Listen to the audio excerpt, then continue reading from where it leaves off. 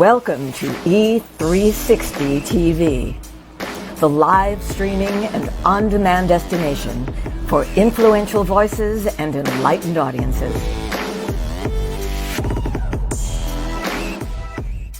We offer trending, grassroots, and purpose-driven content across a diverse range of interests.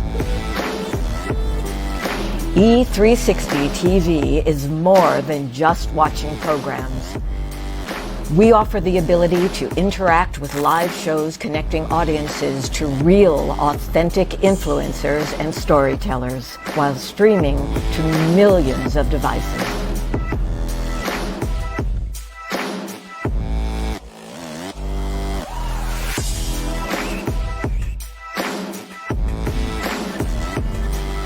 Real experiences. Raw conversations. One destination for it all. E360 TV.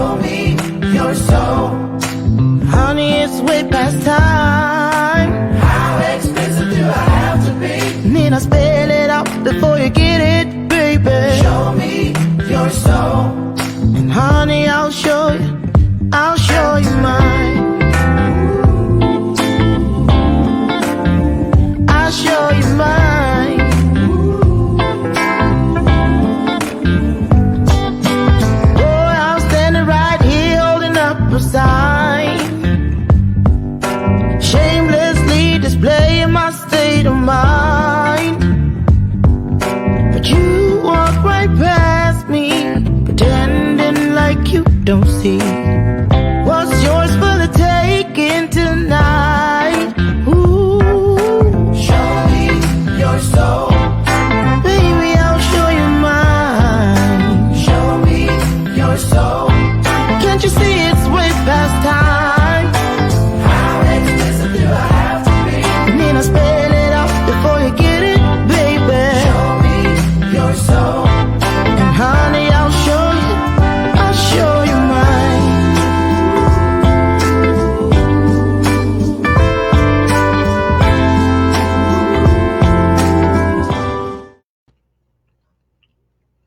Wait for it. That was good. Morningstar sausage. Vegetarian. Oh, let me tell you something. You see what I'm doing, right? I'm warming them up so I can get them as a sponsor. But I eat them every day anyway. They might as well come on in, right? Just like you guys did. Good morning, beautiful, beautiful people. How are you? You're looking good today. Happy Thursday, and welcome to today's installment of Bathrobe Moments. I'm your host, Loren Harris, and it's the 26th day of August. Oh, where did the summer go? Well, you know what? Fall is upon us. And this is the point where I do it at the end of every month. January, February, March, April, May, June, July, almost one more month, and we're out of Q3. Check yourself before you wreck yourself. Where are you as far as being in alignment with your intentions, your goals, your plans for this year? I know we got a slow start. We came out of last year and the COVID and the craziness, still in it. Kind of hard to make a lot of plans because everything's so tenuous, up in the air. But whatever it is you're doing to improve yourself, whatever your plan is to take great to greater, bright to brighter, smart to smarter, nice to nicer, check it and make sure you're on schedule. Don't let days just go by without checking something off the list. Can I get an amen? Oops, sorry, Lucy. I hit Lucy while I was on the way to the bell of purpose. Did you hear that? You know why I ring that bell? Because every time I ring it, it means there's some truth out there. There's a reason they say that the truth has a ring to it. If you get used to hearing it and you condition yourself to listen for the ring of truth, Trust me, it's going to make life a whole lot easier. Again, can I get an amen? All right, then, let's get going. So, allergies. Any of you out there, put in the comments if any of you deal with allergies this time of year. I'm not kidding you. My husband Brian, I go to bed early, like 9 o'clock, because I get up at 4 in the morning, and I don't know what time he goes to bed, late. But he said as soon as he walked in, I sneezed in my sleep. I woke up sneezing. He goes, I hope you're not allergic to me. I was like, when'd you get here? He goes, like 2 seconds ago. Uh-oh. So anyway, what do you do? I can only take so many allergy pills in one day. And I wear the mask, and I take, wash my face, and oh my goodness, I wake up, my eyes are glued together. I sneeze, it's out, and that throat thing. Oh, so I don't know. I've had it all my life, but it doesn't seem to get any better. And this year is bad. I don't know what it's like in your neck of the woods, but if you have any home remedies, I'd want to know. Put them in the comments. Thank you. Also, we're going to have a couple somebodies on the show. Let me look. I think is it next week? No, it's week after next, after Labor Day. A couple doctors and some people, some experts coming on to talk to us about these boosters, these COVID boosters, right? Because I'm not going to, if we don't have the conversation, we start listening to all those urban myths, all of those conspiracy theories. And all I want to do is know the truth as close as I get to it. So, and I go to the health professionals. I ask them, what do you do? And what are you having your family do? And then I go from there. So we're going to have that coming up. What do you guys think about it? Yes, no, maybe, jury's still out? Put in the comments. I'm looking for a woman to come on here today. I hope she does it. Her name is Roberta. You know how those people call you for appointments and things? And we talked for must have been 40 minutes. I think she almost got fired.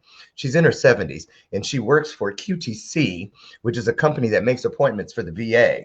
And so we talked yesterday, and we had a grand old time. And she is now a new friend of mine. So she said she's going to be here today. And she kept saying, and don't worry, baby. Or, she says, don't worry. I'm going to give you my honest opinion. So I really hope that you're here today. Let me know if you're here, Roberta. And Labor Day is coming up. And after Labor Day, the robes come back every morning. I take them off for the summer because it's hot. But they'll be back. I got them all laid out, including the new robe for this year. So I'll be debuting that right after Labor Day. And Slam the Hammer, my free mastermind, every other week. We'll be back. We take the summer off, so we'll be back. Excuse me. So who's here today? Get ready. I know she's serious because I saw her in the green room. She's back there like she was getting ready for Broadway, doing all her little facial things to get ready. So she means it. She means it. Karen Unrue. I saw Karen. I think it was on Adam Duvall's show. I believe it was. And I was just riveted. I was like, where'd he find her? Instantly I was on it. Hey, Karen, how you doing? I want to be your friend. Can you come on my show? And she agreed, of course. And, we've been talking about mental health a lot, but we can never talk about it too much. And I like to get different takes on it. Now, Karen, she's going to make you laugh. She's going to make you think. And hopefully she's going to give you something that you can pour into other people as well as yourself. So let me tell you a little bit about Karen. Well, understatement, not a little. Bio is as long as this room, but that just means she has a lot to say. So I may not say it all, but I'm going to preface, do the Reader's Digest version. Here we go. Karen lives near Oxford in England, but until 5 years ago, she lived and worked in London as a mental health mentor to clients who could not afford private care. Excuse me, and so assessed help through MH Charities. She'll tell us what that is. She worked both one-to-one and in group settings. She developed and delivered training to help facilitate trauma recovery, providing clients with insight and tools so that they could learn to love the life they live. Her passion for the disadvantaged still drives her as she works via Zoom with clients.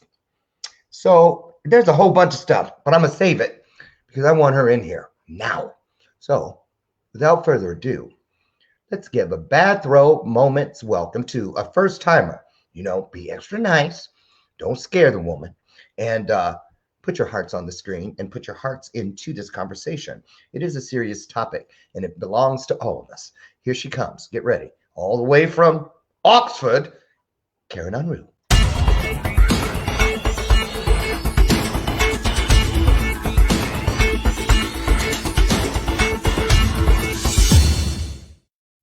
I had to drink some water while that thing was playing. I thought I was going to die over here. Hi, Karen Unrue. Hello. You made me drop my sausage.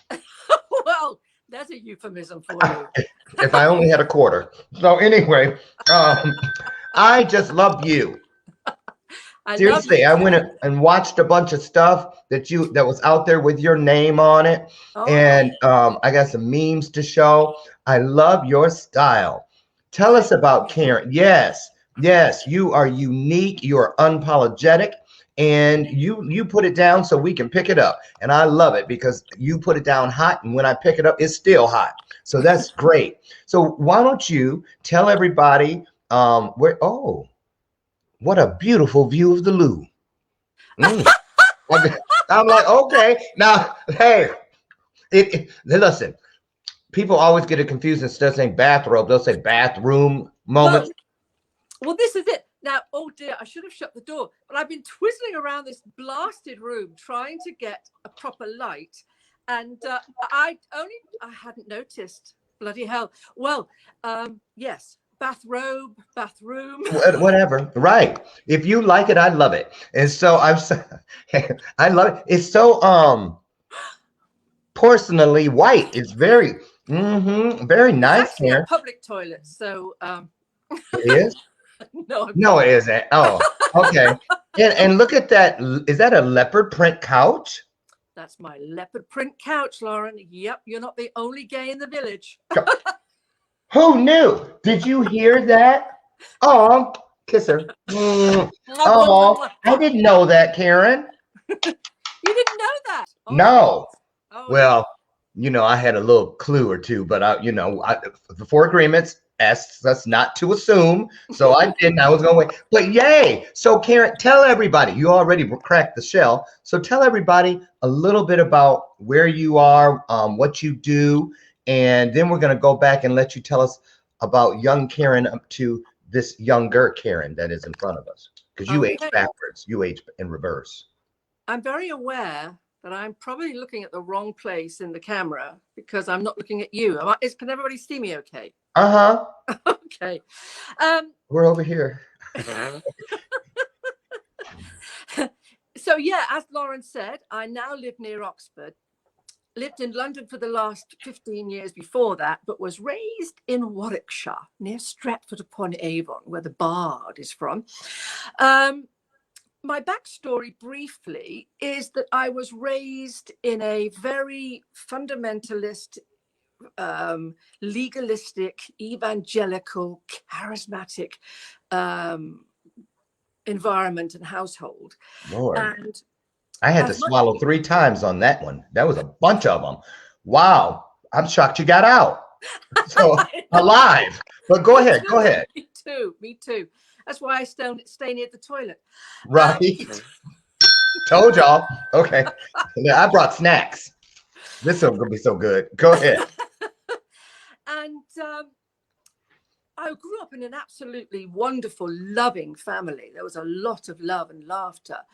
But my father had been raised in an orphanage and did not know about family praise and how to sort of be lighthearted with his kids. And he took to religion like a duck to water in the sense that he liked the rules because he understood rules. And our upbringing was very strict, though loving. And but also the religious environment in which we grew up in was a mixture of God loved you so much that he sent his only son to die on the cross for you. That's how much you were loved. But then on the other hand, it was, but if you step out of God's will at all, you will go to damnation.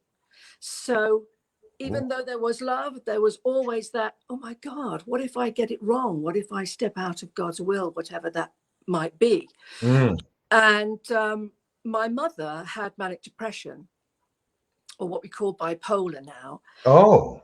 And would go into terrible depressions. And our church at the time did not believe in mental illness. Mm-hmm. As far as they were concerned, it was that you had not had enough faith, that you had mispleased God, and he had removed his protection and a demon had got in. Like Adam Sandler's mom in that movie. Everything was of the devil. That kind of thing. Yes. Yeah. Okay. Yes. And I also learned demons are very deaf, because as I stood outside the door as a 14-year-old and was listening to this, it was a lot of screaming trying to get that demon out. But my mum was the most fun-loving, caring, giving woman I ever knew. And so what hit me at that time was, if my mum can get it so wrong that God drops his protection and she is demon possessed, then I must be hyper vigilant, about. Wait a minute. Did they actually say she was demon possessed? Oh, yes. Oh. She had to confess that she had, not that she could remember, of course, because she hadn't dropped her guard and not had enough faith. But this was how they blamed the individual, because they didn't believe in mental illness. So I became hyper vigilant from that point forward, that if this was a God that could do this to a person who slightly got it wrong, I was not going to get it wrong. And even though I loved God dearly, at the same time, I was very, very fearful and hyper vigilant. And actually, then my mom also, because nobody talked about mental illness, and in the 70s, when she would get terribly ill and we would hear her howling in the night and we'd see her sitting wringing her hands unkempt during the day, would be taken off, what we now know, of course, to a psychiatric hospital. But nobody informed us where she would be taken, what was going on, just that. So she did go? Yeah. Because she was really sick. But it was never explained to us kids. And so there was that awful fear of abandonment. So Karen, how long would she be gone, generally? A good 6 weeks or more. And how many times do you remember this happening, that she was gone for that? At least 3. Wow. And there'd be no discussion about why she'd gone and when she came back, where she'd been. Not until I was an adult did I sort of say, hey, what was going on back then? So was it the kind of thing between the siblings where it's like, shh, don't ask? Absolutely. There was a lot of stigma. So were you told what to tell the neighbors? What if people ask, hey, where's your mom? I haven't seen her in a minute. What would you say? We were just told to say Mum's not well and she's gone away to get better. Okay. But we didn't know any better than that anyway. Right. So I grew up, I developed complex PTSD, which basically was based in my immediate security, that is my mom, coming and going and never knowing when she was going to get sick or whatever it was that happened to her. But also my existential security, if you'd like, my existential safety, because I was constantly trying to stay in the good books of this overbearing God that I had been taught about. So I went into my adult life. I was always confident and outgoing with a good sense of humor. Right. And had, lots of friends, but I was deeply insecure.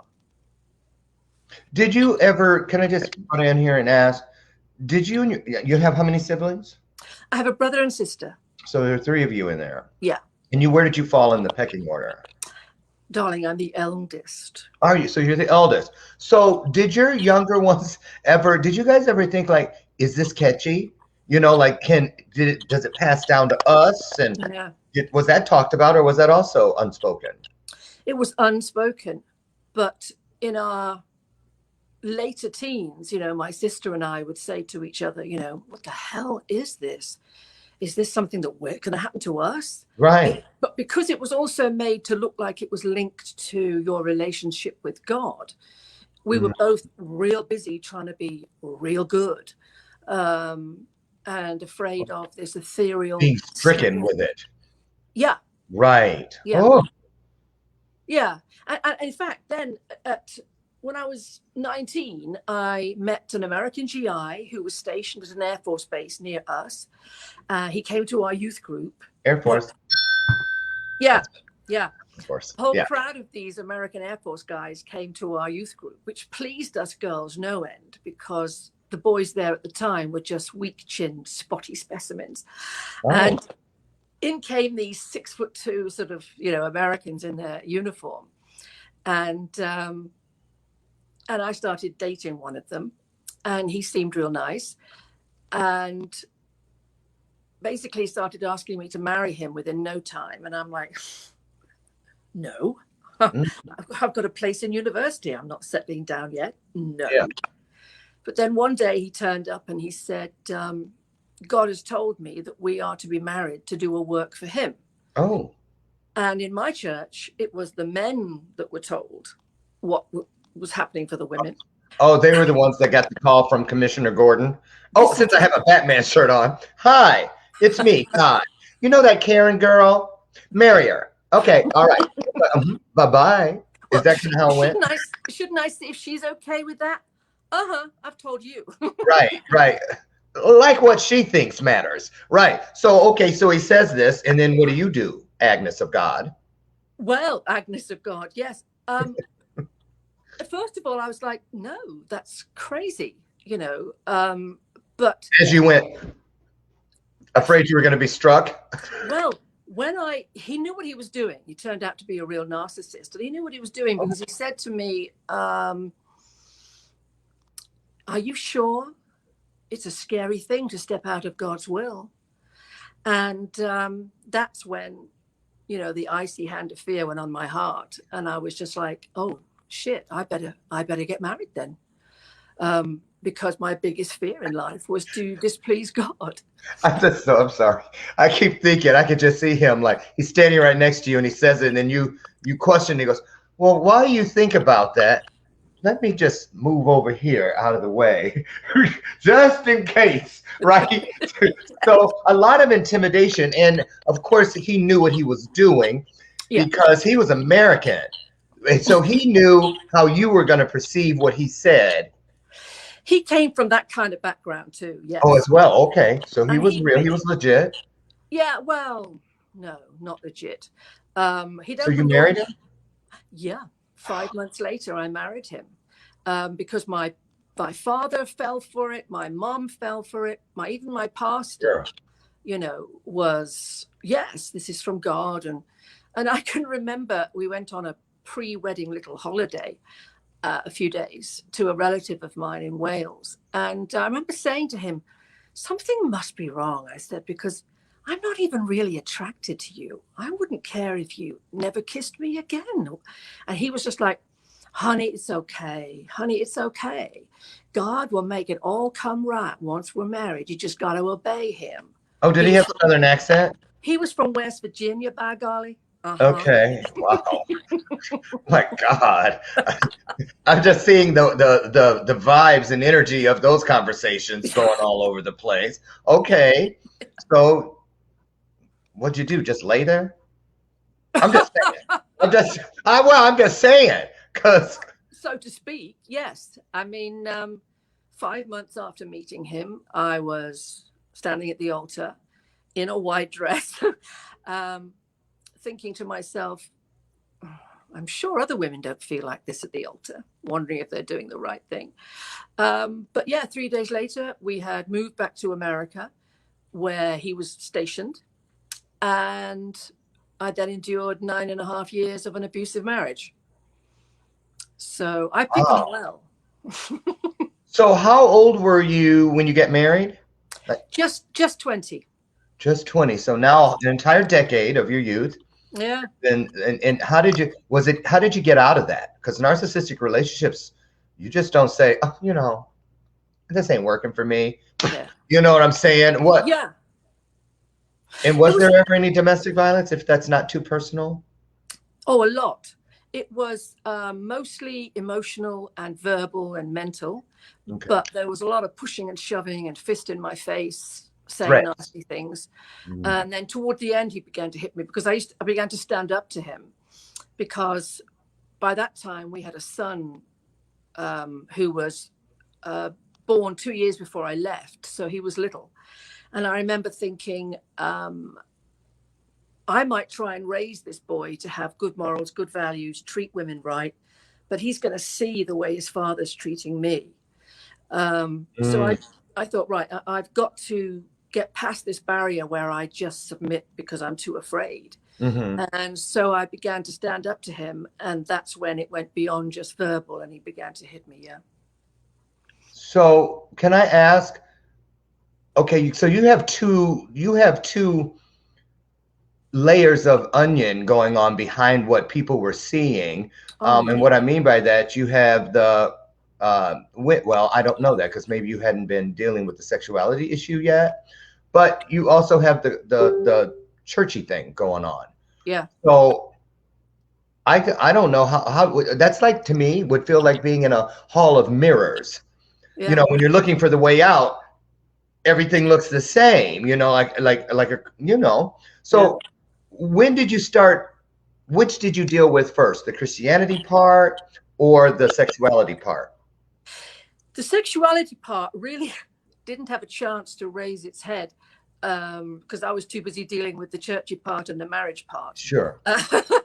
And if I look back, basically, I think if I'd been raised in a liberal marriage, sorry, in a liberal family, I'd probably have been bisexual. But I followed the heterosexual route because I'd never heard of homosexuality. Right. But also it was the only thing I knew was to date guys. Right. And he was the first guy I dated. That's how naive I was. But so, oh gosh, yes, it was dealing with the only reason I stayed in the marriage was twofold. One, it was typical abused wife behavior in that I was first of all made to believe that I was getting what I deserved and it was my fault. But then also, secondly, I didn't dare leave because I had to stay and please God. Ugh. Because he is the one who had arranged this marriage. So it was a delusion on both extremes, really. So Karen, did you believe, since you said that you know that God had arranged it, so did you still at this point believe that it was okay that you were left out of the loop of decision making? You know, we know that there are countries where there are arranged marriages and stuff, but I had no idea, because this sounds like an arranged marriage. In many ways it was. Yes, that's true. Wow. And I was still very much someone who had drunk the Kool-Aid, you know. Yeah. I realize now in hindsight and after lots of therapy that I was basically raised in a cult-like setting. And Not the first time I've heard someone say that. Yeah. And the conditioning went very, very deep. You know, I'd known nothing else. So I was continuing to live in the conditioning and upbringing that I had known. And it wasn't until many years later that I actually began to break away, and realizing I was gay was a big part of that. Yeah. So then, and you have a son. I do. And okay, so you get away. Did you stay in America? Did you go back home with your son? Well, I had to escape with my son. Kendall, let's talk about that. How'd you escape? Yes. Well, my husband wasn't going to let me take my son home, and hid his passport and everything. So I hid his birth certificate in my shoe, and thinking, you know, I might need this. And none of this was done with a bold Xena princess warrior spirit. This was done by a very broken person who didn't know how to continue on. His behavior had really broken me. Which makes it even more impressive that you could pull it off. Oh, thank you. Well, my mother came out from England secretively, and we managed to remove my son and, go with my son. And we managed to travel to Utah, where an aunt of mine lived. But then we found out that they had rung my father to say that they had shot me. And they all, obviously had guns. What? Wait, I thought you said shot. Yes. But then I said, no, she must have said shot. No, they rang my father, collect call as well. They who? The West Virginians. I'm not going to name them, but the West Virginians. So the in-laws. husbands. Okay. Yeah, and they also harassed friends of mine, turned up carloads of them to see if that's where I was. One woman had to get a restraining order to keep them away. I mean, these were people you didn't mess with. We going hunting. That kind of thing. Like, it's time to go hunting. Pack up the truck. Oh, yeah. They were still feuding with the family down the holler. Dang. So what'd your father do when he had got the call that you'd been shot? Well, for 24 hours, he couldn't find out if that was true or not. And eventually, of course, we rang him to say that we were safely in Utah. Okay. And that was the first time he knew. And then we found out what they had done in calling him. And so I flew down to LA to try and get a passport for my son. But he had blocked he'd blocked all of that already. And then I had to fly to Ottawa. He's still in the military, right? No, he'd come out of the military. He'd come out, but he's still a vet, so he's got some. Okay. Yeah. Okay. Yeah. So then you flew to Ottawa. So then I flew to Ottawa, but I must say that being at customs was terrifying because, of course, I've left America. I have my son with his birth certificate, which, of course, you can travel between Canada and Mexico with just your birth certificate if you're a citizen. And I'm walking towards, the chap who stamps your passport. And I'm thinking, oh, my God, he's probably got a picture of me right there saying to arrest this woman. She is, Right. They're like, hey. That's what I thought. And so it was terrifying. I imagine. It felt like Sophie's choice, Yeah. What do I do? But I had to keep going forward because there was no way back. Because if this does happen like that, you may never see your son again. Exactly. It was horrific. And so I get there. He looks at me and looks at my passport, and then he stamps it. And I nearly went, no. You must have my picture back there. No, you didn't say that. No, I didn't say it. You were thinking it. Okay. I was thinking it. I managed to restrain myself, and then went straight to the embassy, British embassy in Ottawa, and they said, "Well, there's nothing we can do. There's only one man in the whole world that can help you, and that's Mr. Rovchetti at the Commonwealth and Treaties Office in London." So I went back to the hotel. I rang my parents. I told them. And it took them 2 days to get a hold of him. And the other funny part of the story is that there was a heavy metal band who had taken over the whole of the floor that I was on. Oh, how fun. Right. Molly Hatchet, they were called. And I heard of them. Yeah. Yeah. So here's me at the world's biggest crisis in my life, and yet all these guys are standing in the doorway of the, smoking pot and playing heavy metal. And I'm trying to keep my 2-year-old happy running up and down the corridors. And they're like, hey, honey, you want a joint? Okay. And you're like. So that was the soundtrack to my crisis, was Molly Hatchet. Wow. And wonderfully, 2 days later, I got a phone call thinking it was going to be my parents saying, "I'm so sorry, Karen, we can't get anything done." But it was the consul from the embassy saying, "I don't know how you've managed this, but I have a passport waiting for you." Yeah. Wow. Sort of, Had chills. I did. Wow. And thankfully, I've been able to raise my son, who's now 37. How does that happen? Still a baby. I know.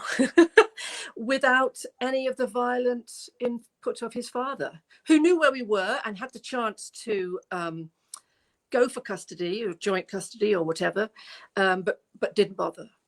So is it safe to say that your son has had like no connection with the father?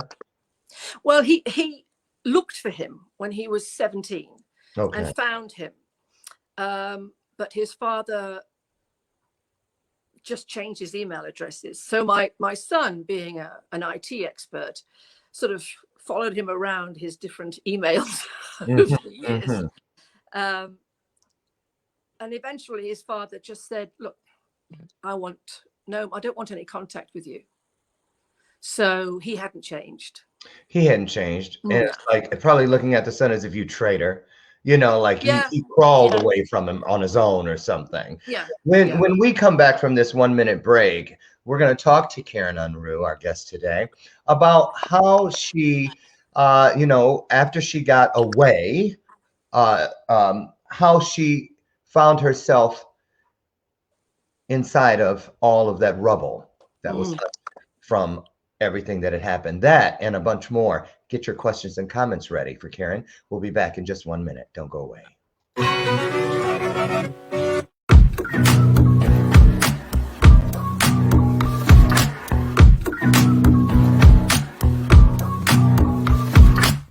Cutting the power lines, we're done talking about it. A spark turns into fire, and we're not sorry about it. If you're not sleeping tight, you know we're onto something. You hear the streets are crying, ocean turns into fire.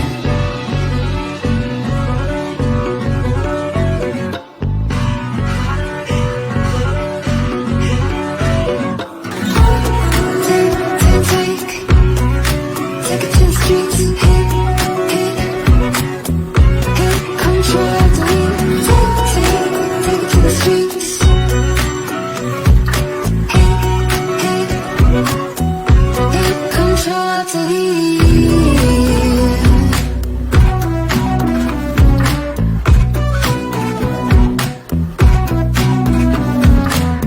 Warnings been spread wide, you can't do none to stop it. Posing is bad.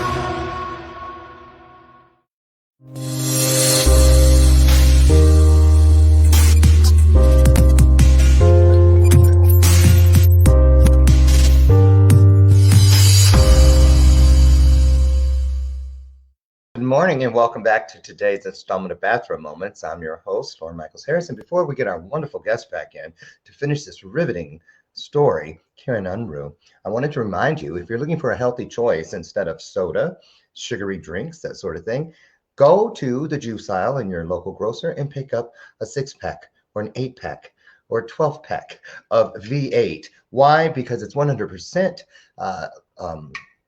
vegetable juice from concentrate. I love it because it's only 60 calories per can and you get 2 full servings of vegetables with each one of these little babies. So do yourself a favor. Don't go, oops, I could have had a V8. Say to yourself, I'm going to have a V8 just like this. Delicious. Tastes just like candy. Remember that one? So anyway, let's get Karen back in here and finish this riveting story up.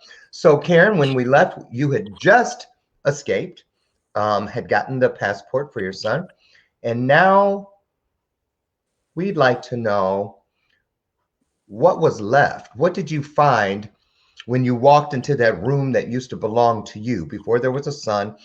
I almost imagine it's like you walk in and it's ransacked. You got to step over all this rubble and stuff. How did you start picking up the pieces and finding your way to the person you are today? Very good question. And as you can see, I've closed my bathroom door. Oh,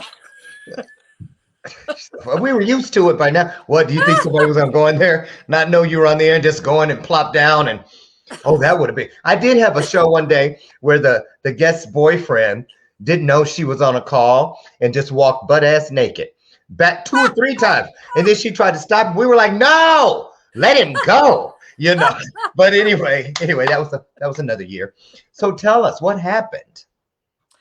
Well, you're quite right to talk about rubble, because what I walked back into, I went back to live with my parents, who thought they got rid of all 3 kids, and then I turned up with a toddler. Bless them. Yeah. And I wanted to re-enter the womb, so my mum had to sit with her legs crossed for a while. Oh. Mom, please. Ooh, that was a visual. Okay. Please let me start again. Yes. Which means you would have actually needed to back in. That's right. Yes, feet first. Right.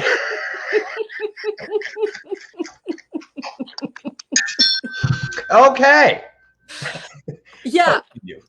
So the way I came to view what was happening to me was that I was like an uninhabitable dwelling. You know, condemned, no longer safe for habitation. You know, the roof was off, the windows were blown, you know, so that I was open to the elements. Everything felt very raw. Nothing was safe. Even my mom, and my parents were a lot less religious by this time. And my mom, who, you know, I knew I had unconditional acceptance from, and who I adored.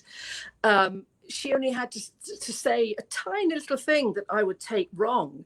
And it was as if, you know, I was just torn open because I was so badly damaged from all that I'd been through in my marriage. So, yes, I had to go about repairing and rebuilding. And this was 1986. And there wasn't actually there really weren't self-help books or support groups or anything like that. Right. And I didn't consider myself a battered wife, because this is what we tend to do with our mental health issues. We tend to compare. So because I'd never ended up at the emergency room with a broken jaw or a black eye, I didn't think I deserved the title abused wife. Because you needed to see, you thought you had to see the scars, but not realizing that the worst are the ones you can't. Absolutely. In fact, one thing I say to my clients now who come from abusive childhoods or abusive marriages or relationships, I say to them, I want you to imagine every word, every bullying statement, every narcissistic piece of abuse, every bit of neglect. I want you to imagine that showing up on the outside as either a burn, a bullet wound, a knife scar, a tear, a broken bone, so that you can actually visualize the impact that the invisible has had on you. Yes. Yeah. Exactly right. Yeah. But at that time, I didn't recognize that. I just saw myself as a failure of a wife. And it took me, I mean, I was in despair. I didn't know how to live. I felt like a puppet with my strings cut. I'm actually shocked, Karen, that even mattered to you, the wife piece.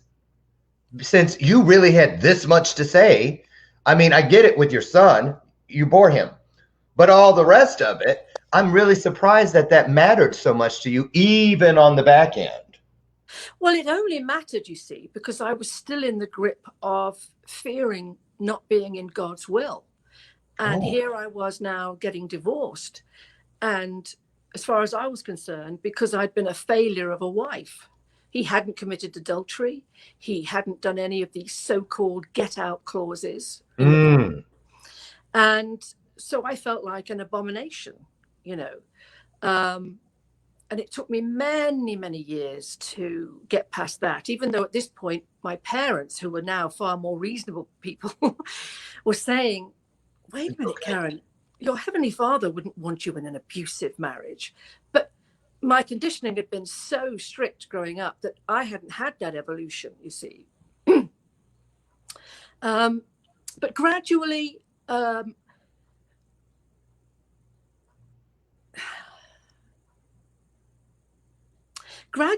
suppose I began to tend to my own wounds, in the sense that my mom basically saved my life, in that I was such a broken mess, and that she just loved the pieces back into place, was one of the things to say. And but also I would go for long walks in the Cornish countryside where we lived, with my son in his pushchair. He was 17 by now. And no. I was like, oh, she means a stroller, a pram. And then you said 17. I was like, okay, yeah, you might have needed to get to that therapist a little sooner. If you're pushing, and take him with you, and push the 17-year-old baby with you, because he needs a little. Oh, I could, but I never made it there because I couldn't find his pacifier. That's right.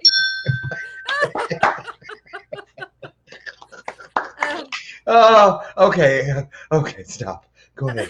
And I used to go for long walks, talking out loud to myself. This was my own little sort of therapy room, and so I would try and figure out, how do I get over my social anxieties? How do I get over my low self-esteem? How do I get over these things? And so one of the tricks I taught myself was, I think you need to shift the focus, Karen, was one of the things. So I would be invited to go somewhere, a small dinner party or something.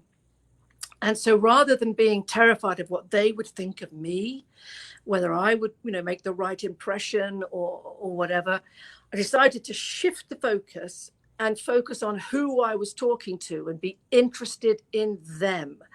And I began to realize everyone is mostly concerned about how they're coming across. It's not just me.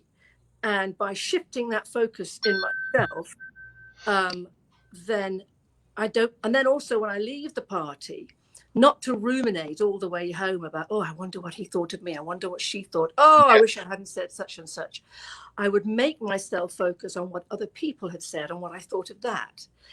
Now, one of the things that when people talk about having come through difficult times, it sounds like it was easy.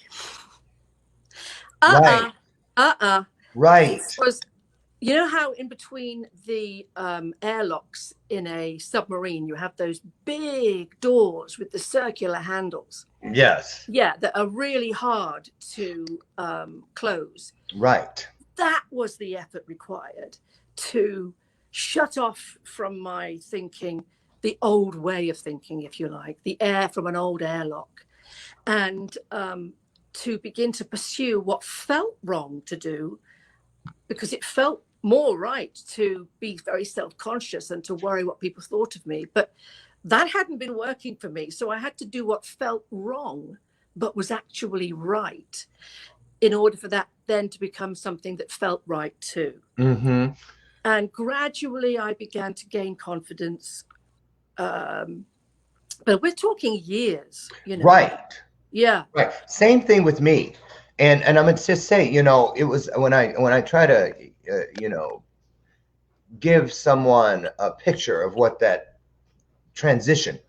moment of transition looked like for me, because that's the part that gets skipped over. Yes. Even when you used to watch Oprah, and they'd have a kid who got his legs cut off when he fell off the tractor and stuff and crawled all the way to the house and didn't go in the front door because he didn't want to bloody up his mother's carpet, but he ended up in the bathtub, and they go over it. But I always wonder, but what about that moment when you said, I should just stop right here? I can't crawl any further, but something spoke to you and you kept going anyway. That's the part that keeps missing. And for me, when I was where you're at in the story, I realized I had been covering the mirror up with something, anything, old coat, a dust rag, anything, just so I wouldn't look. And literally, it found its way into my world. For 20 some years, I didn't have profile picture on social media. I shaved and brushed my teeth in the shower for 20 some years, never looked in windows or reflective things. But then one day, instead of, the thing fell off and I caught myself looking, and it scared me, literally. I had looked in the mirror and caught myself looking at me, and it was like, I thought it was someone else, because I had gotten to be 190 some pounds. I had a 38-inch waist. And that's the day I took that mirror down, and I got one of those ones that you flip that has a different. So I said, if I don't like what I see in that side, I have another one, and I can flip it. And I turned that one that I didn't like into that one, which is still with me today. So I had to find that. So tell us, Karen, what is it? How do you find people? How do you help people rather flip that mirror, or whatever it is? How do you get them to see beyond what they believe to be true, which in most cases isn't true at all? Exactly. I call that, I love your use of the mirror. I call that the distorted mirror, or the cracked mirror, which is the only mirror you've been shown either in childhood or in a bad relationship. Right. So that you have this distorted image of yourself. And it's vital to make sure that the friends and people in our lives now don't have cracked mirrors, but that we are reflected back to us a whole person, and to get rid of the toxic people with their distorted mirrors. But to go back to your question, I say, and I'll give you a case study, actually. Okay. There was a young chap, about 28, very nice looking young chap with a good job, came to see me because he couldn't keep any of his girlfriends. They wouldn't last. They didn't last more than a few months, and he didn't know why. And also, he was feeling very depressed. And also, even his mates, his male mates, had begun occasionally going out without him. He'd found out, and he didn't know why. And so I had him begin to talk about what his childhood was like, and I began to explain to him that very often in our childhoods, even if we have good childhoods, you know, parents aren't always perfect, right? But especially in any kind of abusive or neglectful or emotionally detached childhood, when people say things to us, people who are significant to us, these things stick. But very often they are not speaking fact to us. They are speaking opinion based in the issues they are having. Right. And he got a light bulb moment on his face, you see. And I said, what's going on in your head? So he recounted to me that when he was 7 years old, his mom put him to bed, and his bedroom was above the living room. Now, his parents often had arguments, but this particular night, the argument got really out of hand, and it was a real humdinger. Screaming and shouting and whatever else. Yeah. And he got scared. So this young 7-year-old boy padded downstairs in his pajamas and went and stood outside the closed living room door, listening to this, you see, wide-eyed, you know. And suddenly the door bursts open and out comes his mother. And his mother, he was the first thing his mother saw. And she pointed at him and said, "Oh my God, if it wasn't for you, I wouldn't have to be in this beat marriage. You're the reason I'm so unhappy. It's your fault," you see. And then she stormed off upstairs. Now, kids have what's called concrete thinking, child psychologists tell us. And so they are unable to distinguish between an opinion voiced and a fact. And they personalize everything. So he took on board, he realized at that moment when talking to me, that he was responsible for the emotional and happiness, you know, well-being of his mother. And from then on, everything he did was to make his mother happy. And he began to be hyper-vigilant around his mom. And as he grew up, that was transposed into his other relationships. And he realized that with his girlfriends, he was always, is everything all right? Is everything okay? Are you okay? You happy? Or, And then they were like, you're smothering me. yes, yes. And also with his mates, he became a bit of a, the same A thing. mother hen. Yeah, yeah. Let me get that. All that. Yeah. Yeah. And anyway, we worked together for a good year. And a couple of years later, I was in a pub and I was at the bar with some friends and I felt a tap on my shoulder and it was him. And he said, Karen, I want to introduce you to someone. And he took me over to the table and he said, this is my girlfriend of 18 months and we're very, very happy. And he turned to me and he said, I've broken that pattern. I no longer believe that about myself. I know it wasn't the truth about me.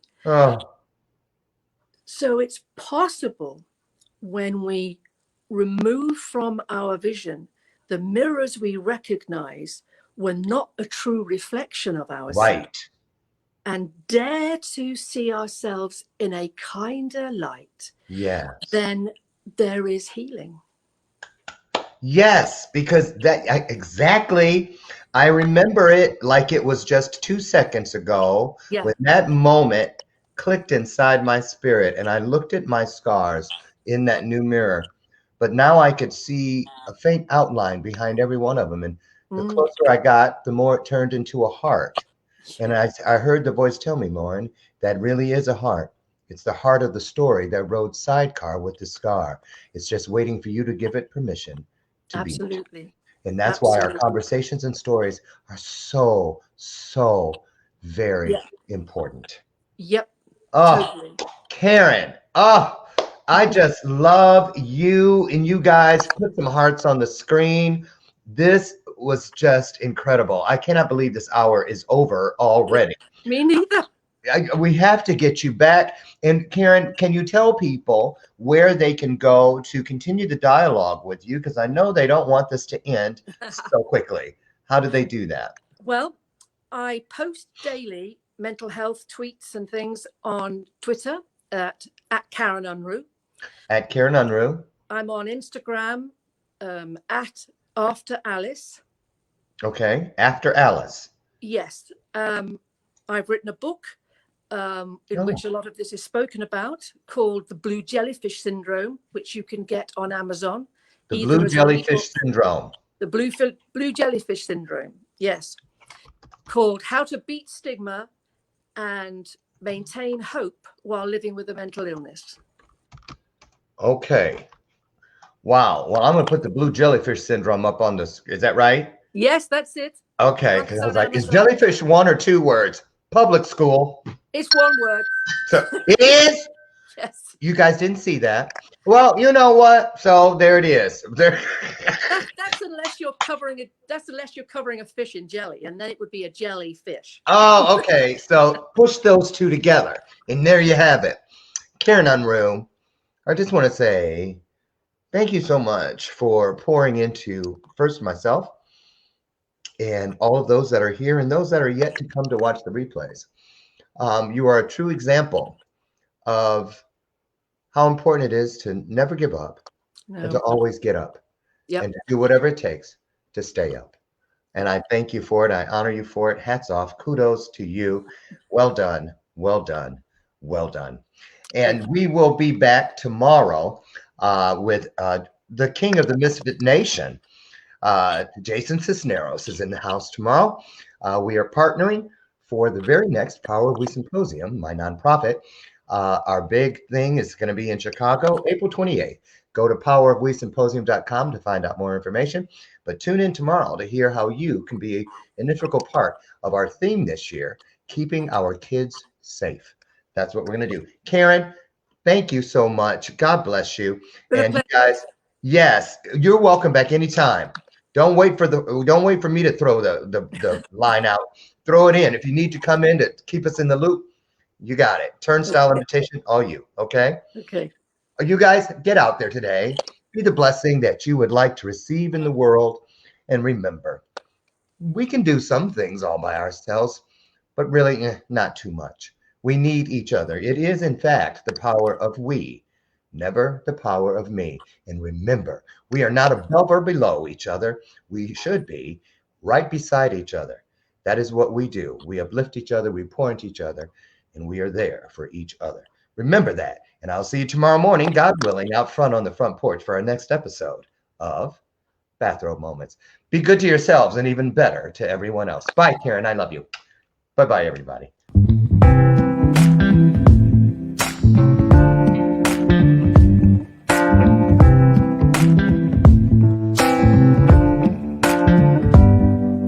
Show me your soul. Baby, I'll show you mine. Show me your soul. Honey, it's way past time.